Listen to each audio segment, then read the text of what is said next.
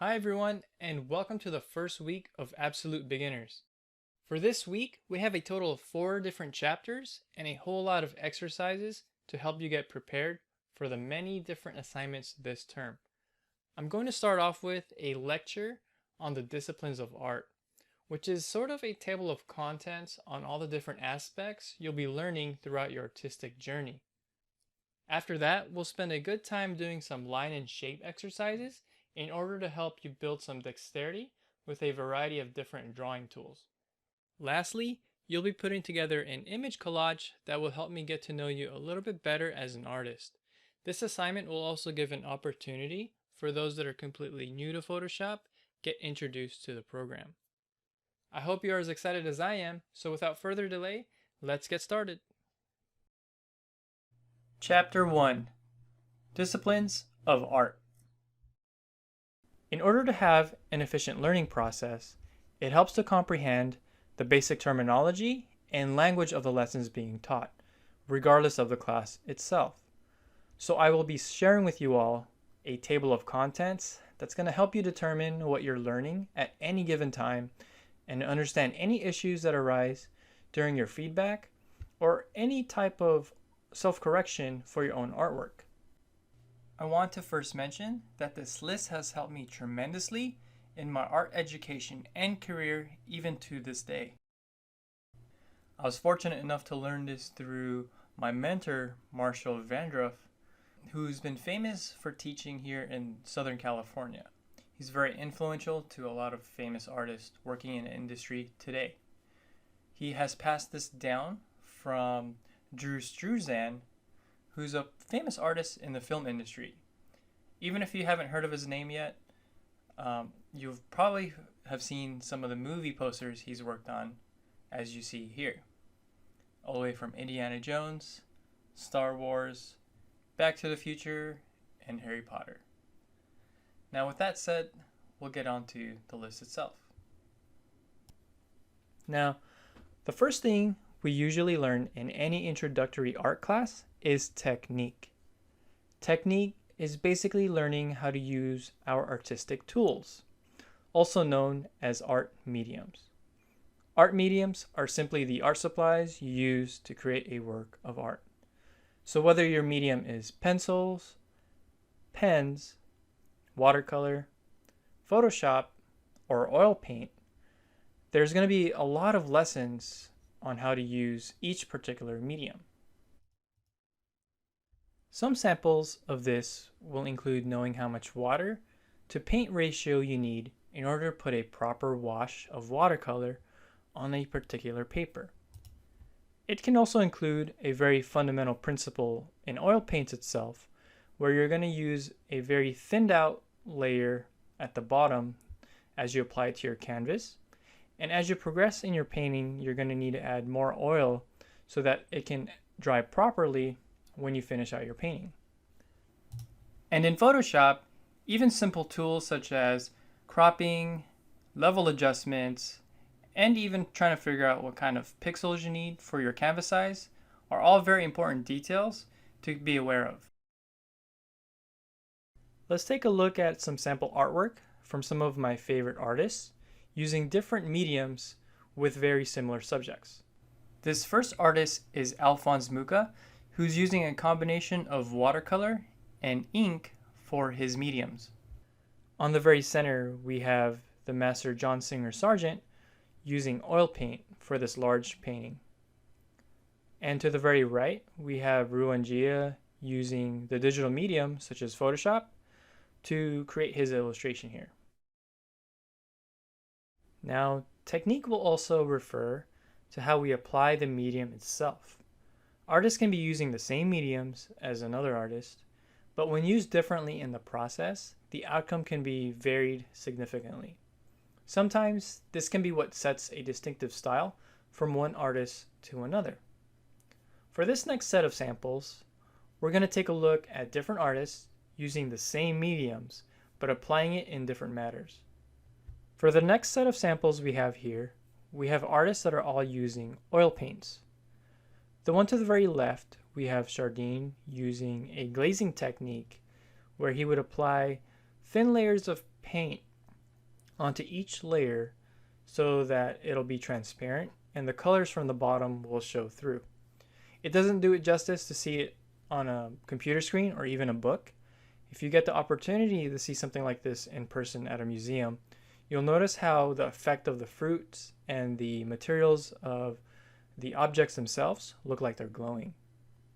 In the very center we have Soroya, where he would use oil paint a little bit thicker and he would use a wet onto wet technique so that he'll get a nice flow among his edges and lines.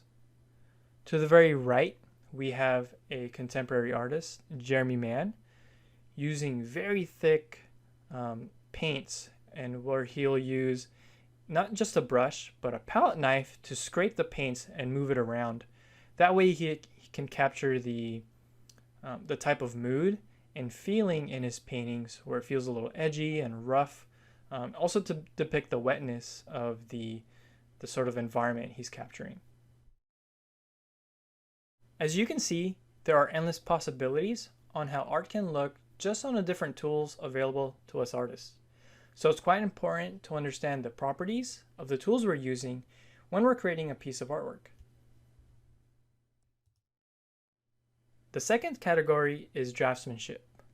Now, some of you may have heard of this term already, but looking at the dictionary or a simple online web search, you're going to find that draftsmanship means someone whose job is to prepare very detailed drawings of machinery, equipment, or some kind of building. Or to simply say that a person is a good draftsman means that they're very skilled at drawing. However, in order to quantify draftsmanship, we're going to need to break it down into these subcategories. The first subcategory is anatomy. Anatomy is basically learning what something is made out of.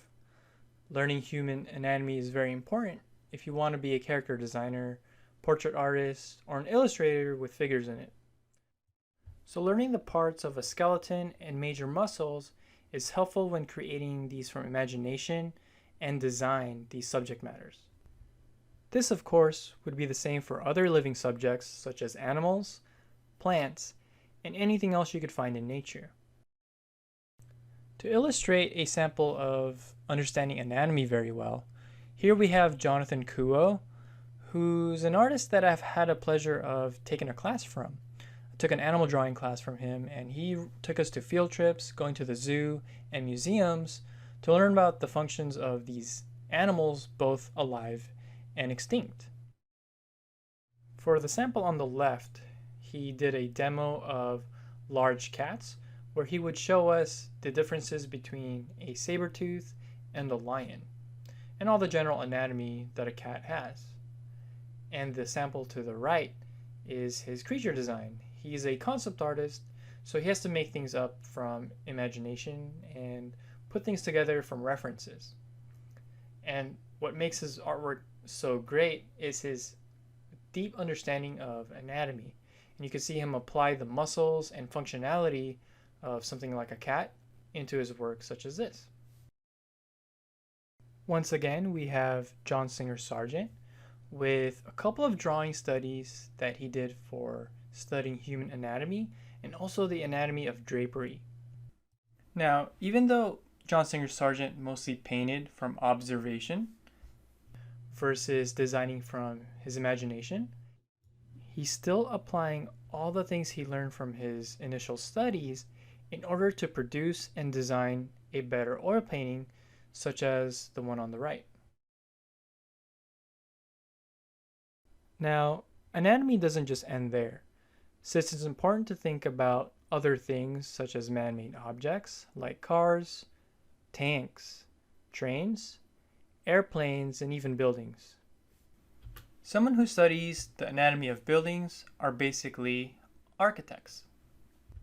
So understanding your subject is a great first step into having a more sound piece of art. The second category is perspective. Since we're trying to create the illusion of a three-dimensional world on a two-dimensional medium, such as a piece of paper, canvas, or computer monitor, we're going to need to understand certain perspective principles in order to create the illusion of depth. There are many great dedicated perspective classes here in CGMA, but we're going to apply a few basics such as 1-point and 2-point perspective. Also, a little bit of atmospheric perspective that we can observe out in nature and apply it in our own projects for this term. I understand that perspective can sometimes be an intimidating and very difficult subject to learn. However, once you master it, you can see that the rewards are great, such as these awesome examples from Gary Meyer on the left. We have Scott Christensen on the very right, and Ralph McQuarrie in the center. The third and last subcategory in this list is rendering. This category is focused on the understanding of light. To render something in art is to help create the illusion of light being cast on a subject with different materials as well. This could be the natural light from the sun or a man-made light source such as a lamp. Rendering also encompasses being able to illustrate and understand certain materials like plastic, fur, metal, wood, glass, etc. Each surface material will be inherently different and have a set of visual cues that make them recognizable. Rendering is the physics and reality of the world we are illustrating. The next sample we have here is John Berkey, who designed many spaceships and other sci-fi fantasy subjects such as this. Now, of course, the spaceship doesn't exist in real life. However, it looks very realistic because of the lighting. And in order to light something like this from your imagination, you'll need to understand very basic principles of how light affects an object, such as the sphere illustrated to the right. As you can see, learning to be a draftsman is basically like learning the science behind both natural and man-made subjects.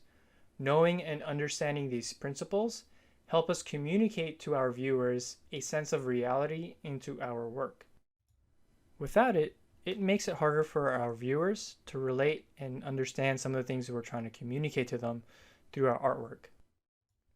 What will happen is everything will become too abstract and confusing if our viewers don't have a sense of reality to help them ground themselves with things we observe with the world around us.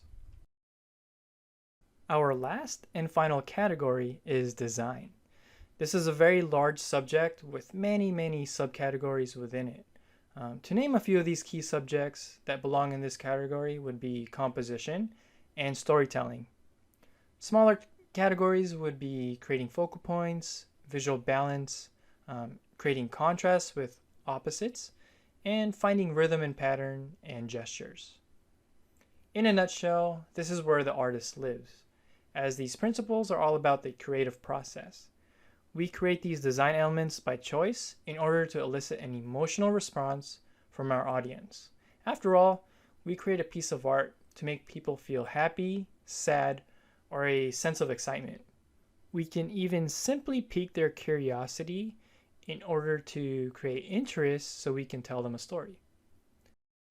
Of course, compositional storytelling and design is going to apply to illustration, such as this one here by Bernie Wrightson, all the way to film, such as the screen capture from the movie Blade Runner 2049. In conclusion, this table of contents might seem short and simple, but it contains many areas of extensive study. We definitely cannot tackle them all in one class, let alone one semester. However, we will touch upon many of these principles and put them into practice through the many assignments this term in order to benefit our own personal work and projects. So I really hope you're all excited for the fun assignments and projects to come. Chapter 2, Technique with Pencils and Pens. So the first set of supplies you'll need are some pencils. This is a set that you can get at an art store or somewhere online. The reason there's a dozen of them is that they will vary from hardness to softness and lighter to something a little bit darker. They're great for doing some value scales. However, if you're on a tight budget, we can still use number 2 pencils, which I will be doing these exercises with. And then next, we will have we're going to need a kneaded eraser, of course, to erase the pencil marks. This is great because you can kind of move them around and change the shape and also clean them up by just folding it over itself. So this is great to use. Next, we also have just a standard white eraser, very heavy duty, so I recommend one of these for sure. And of course, a sharpener to sharpen your pencils. Keep them nice and sharp. All right, next set we'll have some ballpoint pens. Great thing about these is they are very inexpensive. You've probably gotten some for free, and they actually make great drawing tools. So we're definitely going to use some of the exercises with these tools. The next set are these artist pens or felt tip pens. The ink is a little bit darker. This is something similar they used in dynamic sketching. So if you're taking that class, your tools will overlap with this course. So this one's different widths. This one's a little bit thicker over here, but they make a nice fine point for making some shapes. If you can't find that, any sort of a Sharpie will do, or an office pen such as this one.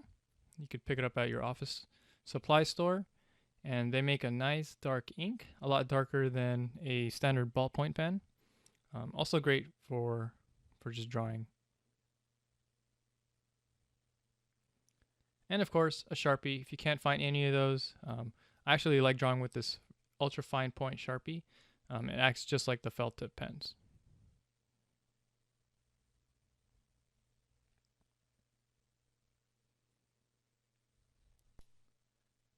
Next, we're going to move on to some optional supplies, and these are gray markers that you can also get at an art store. And this particular brand is Copics, and they've been working for me for a long time. There are other great brands out there that I highly recommend, such as Prismacolor, Utrecht, Blick. The brand so much doesn't matter. But I do recommend if you do get these, you get the warm gray or the neutral gray markers and not the cool ones. Especially if you're going to take dynamic sketching course here at CGMA. This is the type of markers they use for the toned paper. So it'll be a great investment either way. But if you're on a tight budget, you can just grab a few markers.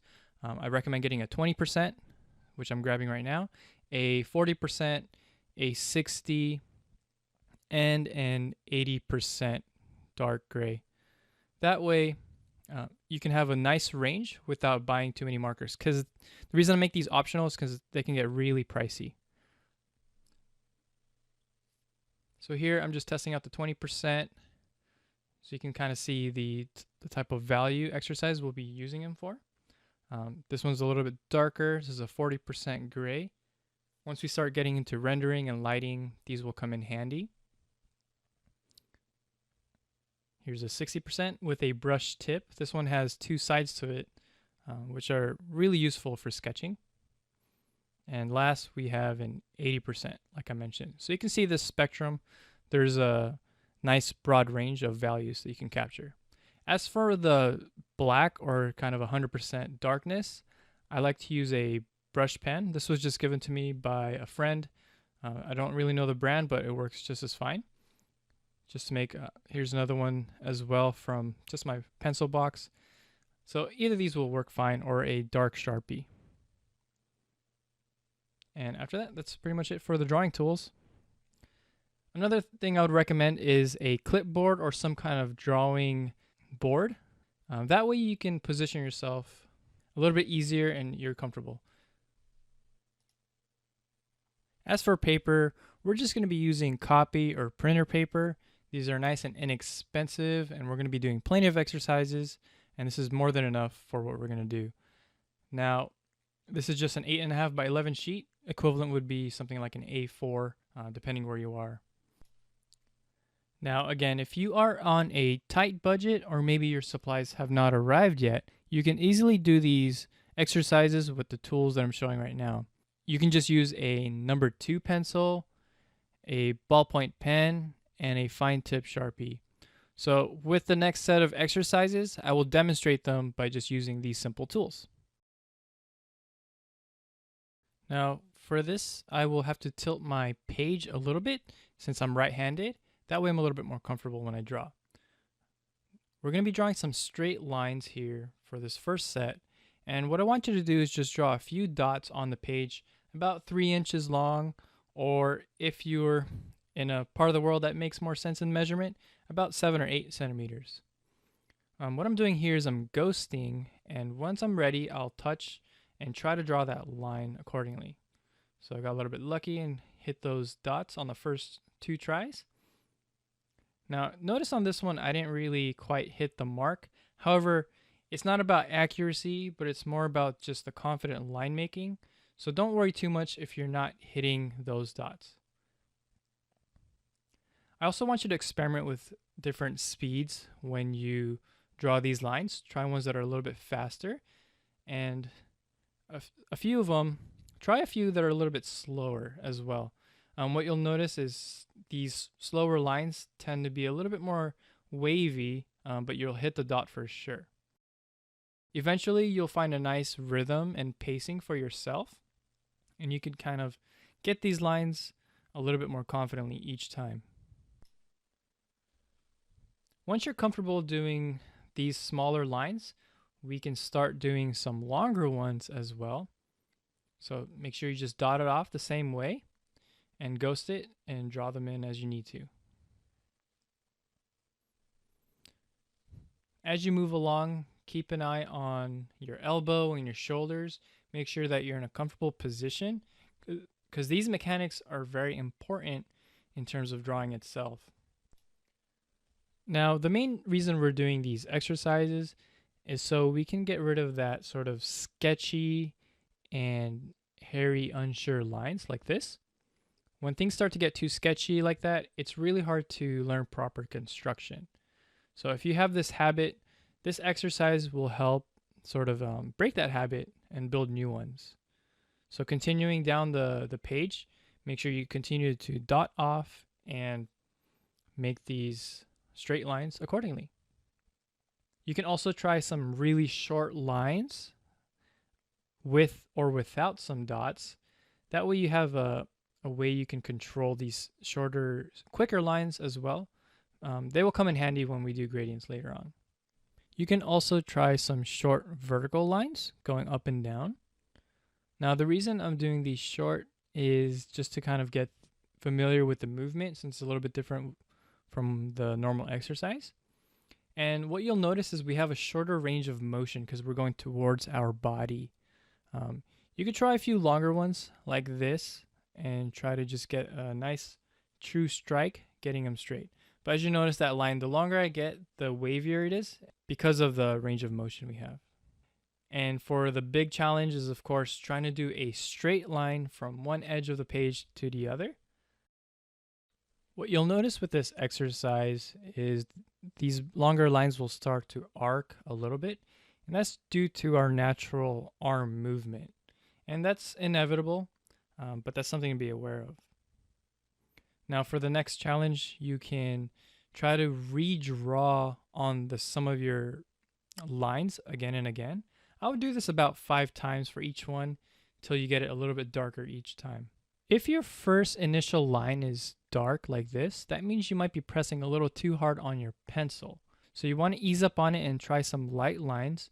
And as you add more on top of the other, you can gradually get a little bit darker each time. So besides getting just really straight lines, we also want to practice some pressure control and make sure we're not pressing too hard.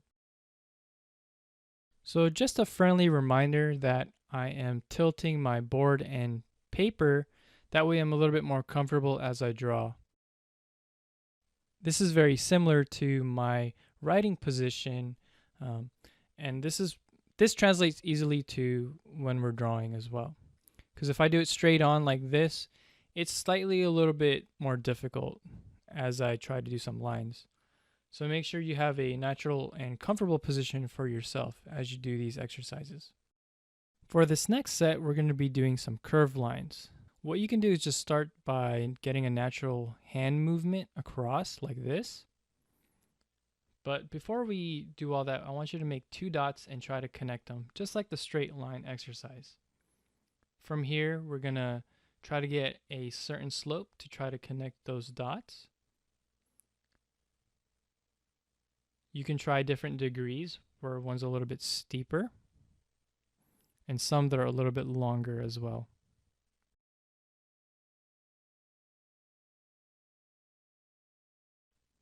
Now, once we've done 2 dots, we're going to try ones with 3. We're going to do 1, 2, 3. And you want to try to connect all 3 dots with one stroke. Now, even though I missed, we can just try again. The point is to just try and get those curvatures going with all 3 dots going through. Okay, so we're just going to keep doing this just like the straight line exercise, and just kind of filling up the page, trying different degrees. You can even do them backwards like this.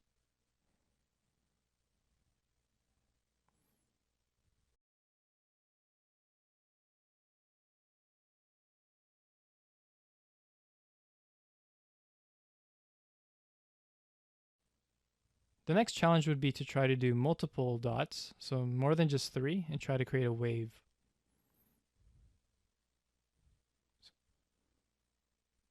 If you weren't happy with the first try, you could always try it again. Now again, we're trying to build strong habits or break the habit of sketchy lines like this. That way we have more confident lines, so we don't want any of that. So this exercise will definitely help you get nice, smooth flowing lines like so. You could also try to challenge yourself by creating steeper curves. These are a little bit harder and you might have to go a little bit slower.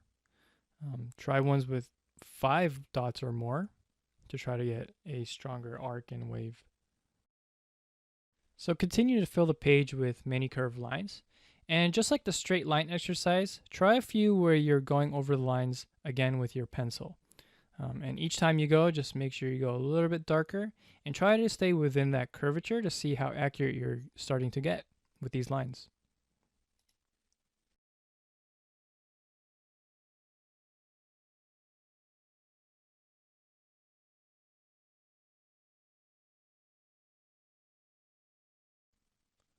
For this next exercise, I'm allowing you guys to use a ruler or any kind of straight edge to draw some lines across your page.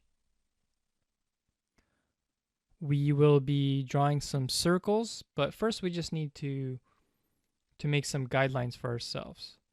Try some that are close together and some that are a little bit wider. But I wouldn't go too wide, no more than 2 inches or 6 centimeters. Now, when we draw these circles, we're trying to get the top and bottom part of the line as we rotate across the page. Now, you want to ghost it just like the straight lines and then touch down like so. These can be pretty loose and sketchy, but what we're trying to do is get a nice rhythm with our hand. You could try it both ways, both clockwise or counterclock. That way, you can find a nice rhythm that's natural for your body. Doing this is very similar to kind of cleaning or wiping something. So the natural movement of your hand is probably the best bet to try to get these circles a little bit more accurate as you go down the line. Now don't worry too much about the accuracy if you're going past the lines here. The main reason for this is just like the straight lines and curves, we want to get the natural flow and movement that'll help us get these accurate circles later on. So try these larger ones. You'll notice that the larger they get, the harder they start to become. But just do your best as you find your flow and rhythm as you go across your page. As much as you can, try to go to the end of the page and try to really do as many circles as you can. When you start doing these smaller circles, you'll notice that you'll use your smaller joints, such as your wrist or your elbow. And even though I'm drawing small circles here, as much as I can, I'll try to use my shoulder as well. That way there's less hand fatigue as I draw more and more of these shapes. Just like the straight lines and curves, try to fill up the page with circles as you go down. If you run out of room, you can also fill in these gaps in here in between. You could really vary the sizes of these shapes as you fill up the page.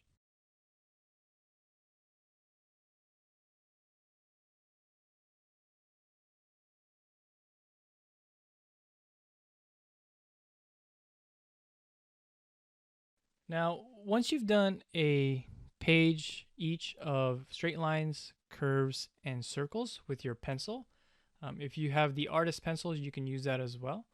But now we're going to move on to the ballpoint pen. And basically, we're just going to do the straight line exercise the same way as the pencil. That way you can get comfortable with an ink medium as well. As you notice here, I am just starting the same way, just drawing dots and trying to get a nice flow of the pen from left to right.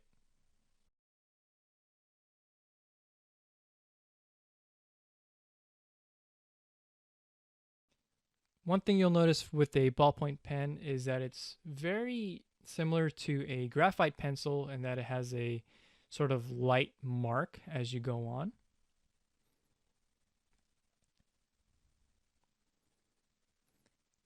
And once you finish that, you can move on to some curvature.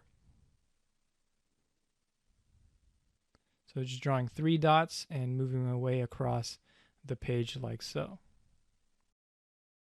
The pacing might be a little bit different for these pens, but you can also try some upside down curves like this to really challenge yourself and really get most out of the medium. One thing I really like about ballpoint pens is even though it's an ink medium, you can still draw very quickly with just like a pencil. And after you've done 3 more pages with that, we are going to move on to a felt tip pen. So these inks are a lot darker for sure than the ballpoint pen. And just doing the exercise the same way, dot to dot, drawing your straight lines. What you'll notice is you might have to move either slower or quicker depending on how fast the ink flows. If you don't have one of these, you can always use a Sharpie like this. They pretty much act the same way. Now, doing the same curvature with a felt tip pen. One thing I'm noticing is it's a little bit harder to get these curves accurate and straight because I have to move a little bit slower with the type of ink that's flowing. If you don't have a ruler, just use any kind of straight edge like I'm doing so here. Just using my pencil box so I can do my circles. And just like all the other exercises, you will be doing circles as well and trying to fill up the page with these felt tip pens. Be sure to continue with these drawing exercises, especially before a drawing session. That way you get warmed up and you have plenty of mileage to learn your tools.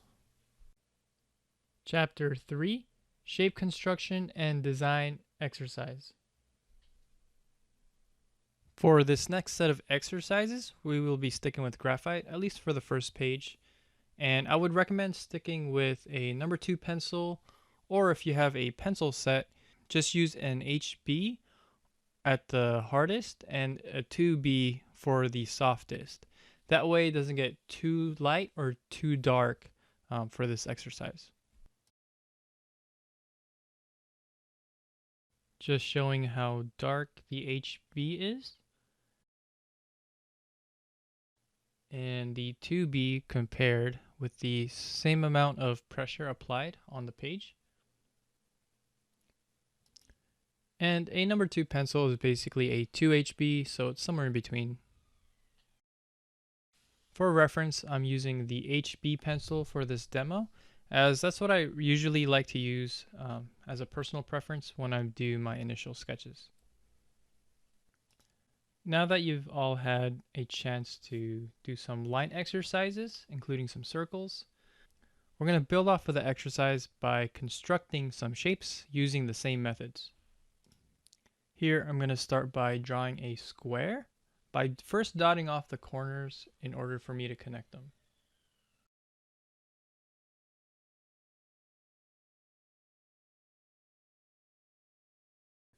And we can construct a triangle in the same manner by just connecting the 3 points.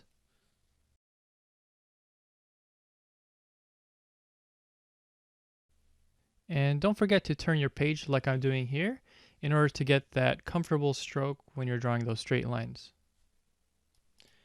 And since we've already learned how to draw circles from the previous exercise, we now have the 3 main basic shapes that we can build off of to make other shapes.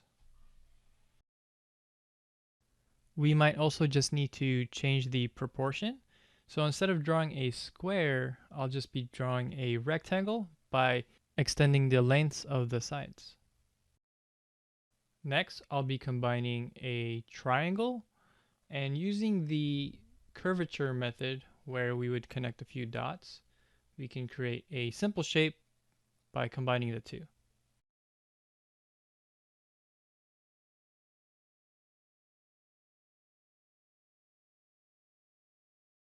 Using a circle now, I will be combining it with a square. Just make sure to draw through and use the same method we used in the exercise from the last lecture. As you're dotting these off, make sure there's enough spacing. If they're too close together, that kind of defeats the purpose. So you want to make sure you just have enough dots to get the length that you need. So for example, on this rectangle, even though it's a lot longer, just like the curve, you get a nicer gesture quality with your lines. Continuing with putting more shapes together. So maybe a square, but then I'll carve into it and just add maybe one dot, just to get a curve in there.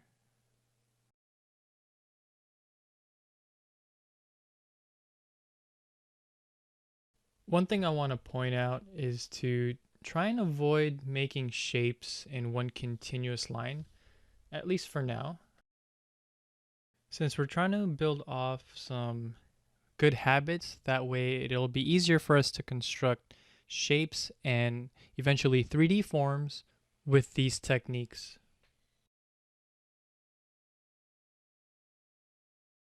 So even with a simple shape such as a triangle, again, even if it's long, you just want to connect the dots and construct. I'll go ahead and add a circle to this, but in the same manner that we learned from the previous exercise. Besides dotting off straight angles with like squares and triangles, we can also mark off the areas with the size of the circle that we're trying to put in. And you want to construct it with a nice, good flow. Even with the construction lines still in there, you could always take an eraser, since it's graphite, and just clean it up afterwards.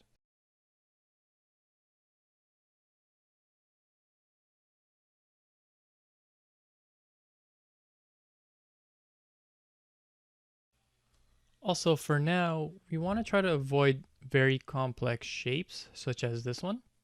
This is something we do in dynamic sketching, but for our purposes, we want to learn how to try and construct these shapes if we want something a little more extreme. So if you want to construct something a little more complex, I encourage you to use the methods that we're using, such as I'm doing here, by dotting it off first and planning out my curves.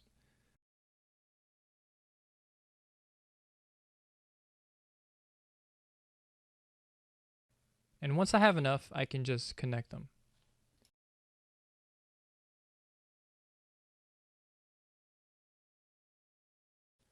Another thing I like to do is construct organic shapes using a few circles or ovals.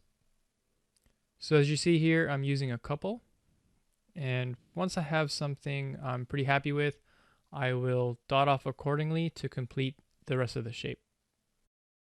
One thing I want to point out is to remember to just be patient and keep a steady hand and plan accordingly, just like we have been doing with these exercises. So make sure you don't rush through drawing out these shapes.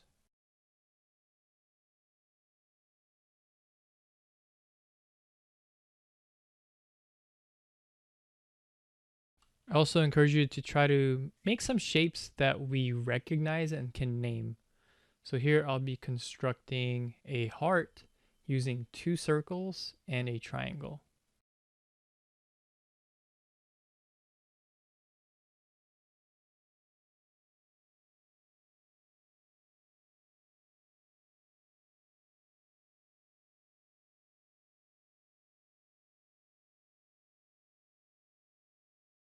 And maybe something a little more complex like a light bulb.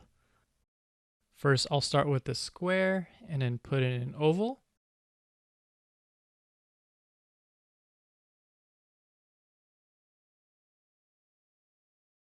I'll put some curves in between to connect the two.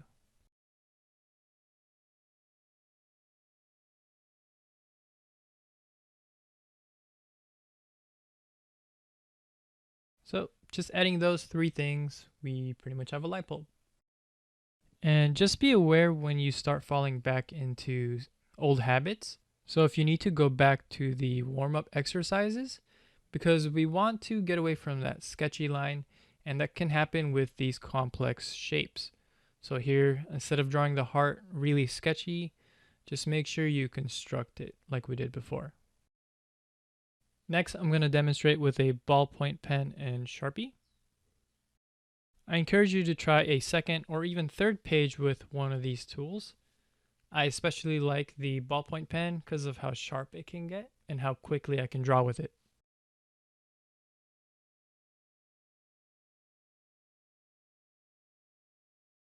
Just as a reminder, we're sticking to 2D shapes only because these pens will show the construction lines and they might look 3-dimensional, but we're sticking to 2D shapes for this week. Even though we have to add and construct these shapes, don't let it bother you too much that the construction will show through because it's more permanent. If anything, this is only going to make you a better artist, learning how to draw through and construct your shapes and 3D forms. As you see here, I'll add the circle to this rectangle, and I'll just let the construction line show through. Once you get the hang of this, you can lighten up your pen pressure. And once you do this, you can build up your line quality so you can re-emphasize the main shape that you're trying to draw.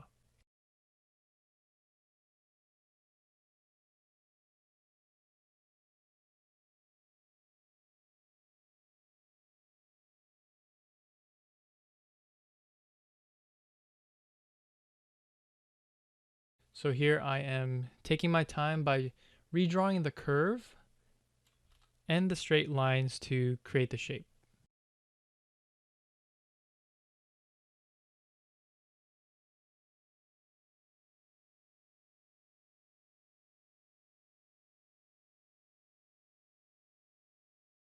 Also, with this method, you can also use a subtractive way of creating these shapes. So I'll draw the same triangle with a circle, and when I re-emphasize the opposite lines, you'll see that I'm carving into it.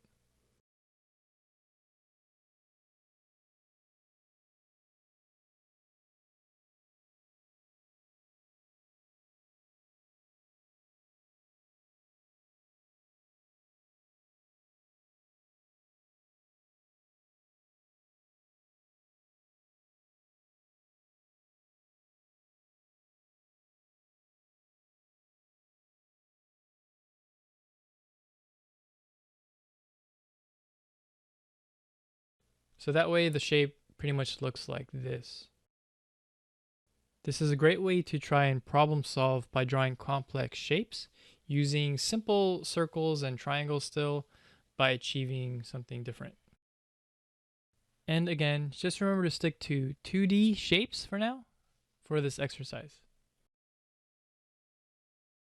Now that we've warmed up making some shapes, we're going to put it to use with this really fun design assignment.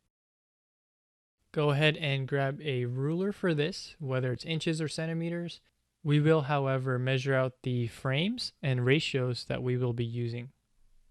I also recommend using graphite as you might be needing to make adjustments as you go along. So for now, we're going to be constructing some thumbnails using rectangles and squares.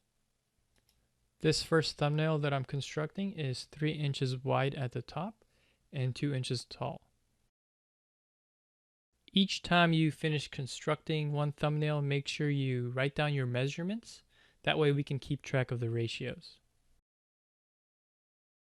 Go ahead and continue to fill up the page with several thumbnails.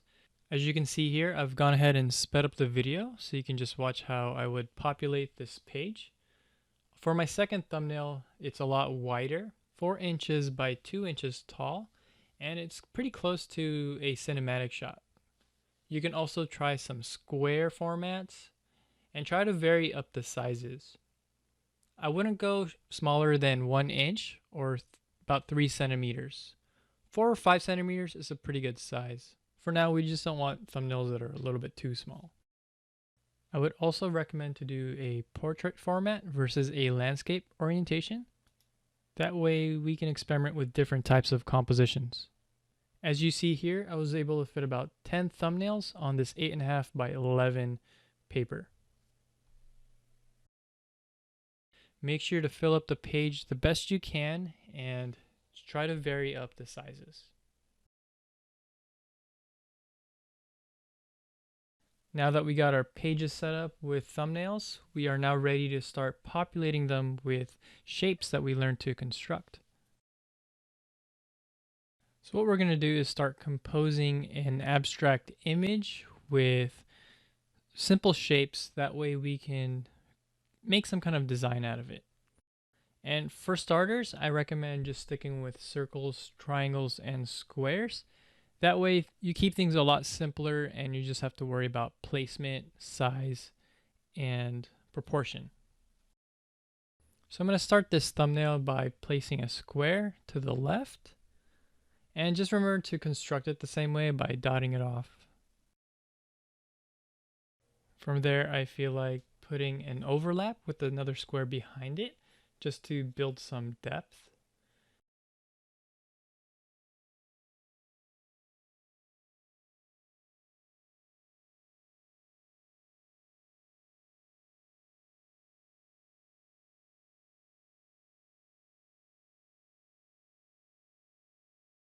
And off to the right, I will add a few smaller squares and rectangles just to push the scale a little bit.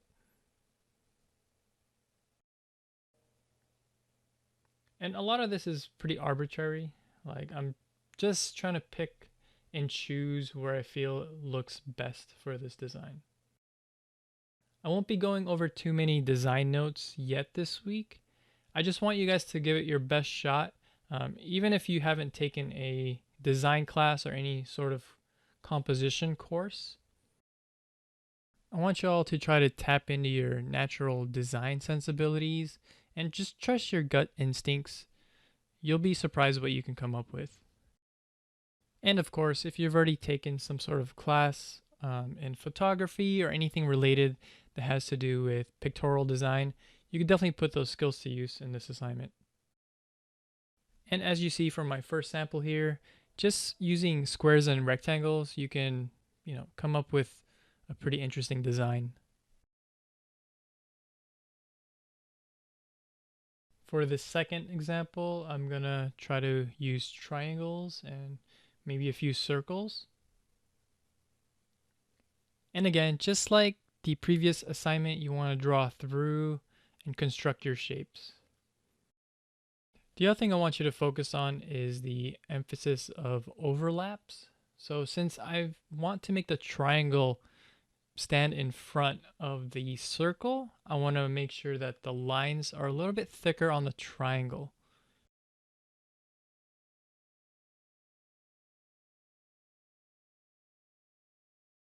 And even though the construction lines from the circle are still showing, when you thicken up your line quality, they start to kind of just disappear into the background.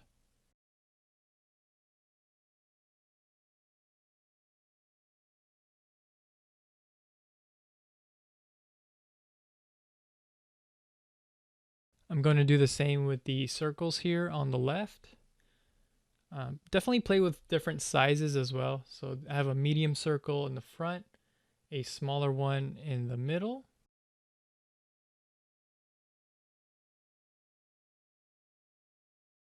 Then I'm constructing a larger circle, but I want this one to sit in the back.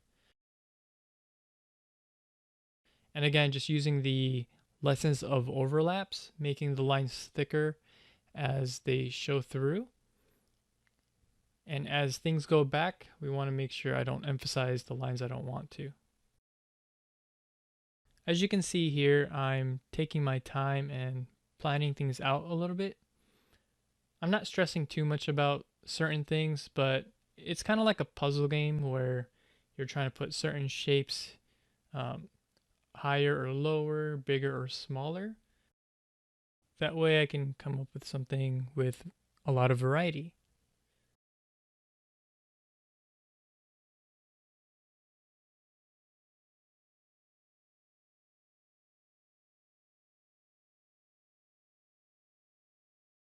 One thing too, when you are cropping a shape, I would highly recommend drawing outside of the frame lightly. That way you get a truer shape, just like with our exercises.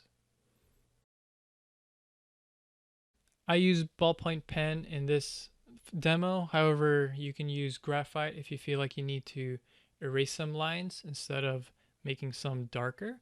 I do recommend easing up on things first. Um, or you can just use your favorite tool. The thing about design is you want to make sure you have a tool that you're comfortable with. That way you can just worry about problem solving. And again, just do your best on this. In later weeks, we will talk more about design and composition. But for this one, just have fun, try your best, and stick to the exercises that we've done this week. Chapter 4 Photoshop Basics and Presentation. For this final chapter, we're going to be tackling a few different things. One, learning a little bit about Photoshop, and two, putting together a collage. That way, I can get to know you better as an artist and what your goals and inspirations are. If you're already pretty familiar with Photoshop, this would be a little bit of a review. However, stick around as I'll be going over what I expect from you for this week's homework. So the first thing I want to talk about is opening up a new document. So we're going to go under File, hit New. A window will pop up with certain presets on document sizes. For our purposes, we're going to custom make our own. And I want you to set this menu here, drop it down to pixels if it isn't already. And we're going to make the width 1920 by 1080. This is basically the same ratio as a 1080p monitor. It's very standard, at least at the time of this video. And for resolution, 300 is great for if you know you're going to print something out. But you might see a number such as 72. That's more than enough if we're going to keep it in the digital format. And all you have to do now is hit create. Now you'll have a blank canvas as you see here in your workspace. Now the whole window of Photoshop and all the tools and panels as you see here is called your workspace. So from here you'll have a drop down menu with certain presets. It's currently on essentials for mine, and I'm going to set it to painting. You should also have this painting preset no matter what kind of version of Photoshop you have. If you have any of the Adobe CC, which is what I'm using, this should have something similar. Now, since this is a painting preset, you'll notice how there are swatches here for color, brushes, and the layers tab. Basically all we need as artists if we're going to do any digital painting. But for now, we're going to ignore these two since we are just using a mouse and keyboard and we're just making a collage today. The main thing I want you to focus on is this Layers tab, which you can grab from the top and bring it to you so you can have it in focus. And we can also minimize these panels with this double arrow. It's very tiny, but you'll notice a little collapse icon that you can put it off to the side. Now, for this Layers tab, you'll notice there's a background layer, and this is by default, and it's the white background that you see here on your document. It is also locked by default, that way we don't accidentally erase it. The next thing I want you to pay attention to is the left toolbar that we have here. It's long and narrow, but it has a set of tools that we use frequently. So this is a pretty important window. If you accidentally close it and it disappears, you can find it by hitting Window and scrolling down to find Tools over here. Now there are several tools and we're mainly going to focus on selection tools. The first one being this Move tool. So if I right click, it has the name popped up. It's on the default Move tool over here. And what that allows us is to move layers and objects around on our document. So now I'm going to start talking about the project itself. I want you to put together a collage of images with your favorite artists, favorite inspiration references, and anything about yourself that motivates you into pursuing an art career. For this demonstration purpose, I'm going to be selecting some of my artwork. So I have a folder open here, and you can just take an image file. This is an old painting I did. I'm going to drag and drop it onto the document in Photoshop. What will happen is it'll create its own layer. I can now move it around and size it accordingly. So I'm going to set it here to the left. I'm going to hit Enter. And if I'm on the Move tool, as I'm selecting this layer, I can move it around. So I'm going to select another image. I'm going to drop down this one over here the same way. And these icons basically mean I could resize it if I wanted to. So this one came out a lot smaller and I want it a little bit bigger. But you'll notice you might mess up the ratio. So on the top bar, with the certain tool that we're using, it'll have these options up top. And up here, this is the width and height ratio. You can just hit this chain link so that it stays put. So that way it doesn't get big and small in just one side or the other. You can also change the percentage by typing it out on your keyboard. So I might change this to 200% and hit Enter. So from there, you can rearrange it. And if you want to move this one with the flowers, you can just pick it and make it accordingly. So you'll notice too that this one will start to go behind this image. And that's because this layer is under the one with the tank image. You can also double click the layer to name them if you need to help keep track and organize your images. So that's the flower. This one's the tank. Since the tank is on top, it'll cover that one like so. So for now, if I want to rearrange that, all you have to do is hold and drag it in order to change the order. So it's pretty straightforward, just like many other programs, just changing and moving files around. So go ahead and populate this with your favorite images, and I want you to also start labeling them as you go along. So the next tool I want to show you is the text tool over here with the T. And basically you'll have this sort of type font. might change it down to maybe 72. And I'm just going to write tanks. And you'll notice that it created its own text layer over here. And switching back to the move tool, I can move this around and create my label. Go ahead and continue with all the steps that were shown here in order to populate your collage. I've gone ahead and sped up the recording in order to show you how I'll be managing these images. So please take your time so you can be organized and have a nice presentation. Besides your favorite artists, you can also include some of your old and current work so I can see your current skill level if you have any sketches around. It will also give me a chance to see what you're interested in drawing and painting. You may also put in some categories like movies or video games, just as I did here. And as long as you clearly label the name of the artist and categories, including your own name, of course, if you decide to put your artwork, that way we give proper credit and it'll just be easier to understand what you have presented for us. Last but not least, once you finish your collage, you can save it by going to File, Save As, and by default, the save type will be a Photoshop file or PSD. What this will do is keep your layers intact, so if you need to edit it in the future, you can do so.